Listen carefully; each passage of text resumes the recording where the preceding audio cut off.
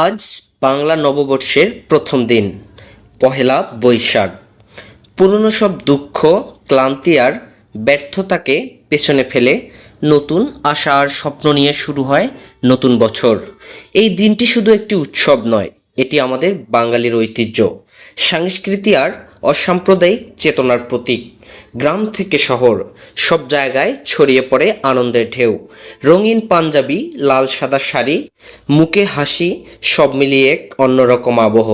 চারদিকে ভেসে আসে এসো হে বৈশাখ গান। মঙ্গল শোভাযাত্রায় অংশ নেয় হাজারো মানুষ। ব্যবসায়ীরা হালখাতা খুলে নতুন হিসাব শুরু করে। এক অসাধারণ মানুষ পরিবার পরিজন নিয়ে উদযাপন করে এই আনন্দের দিনটি।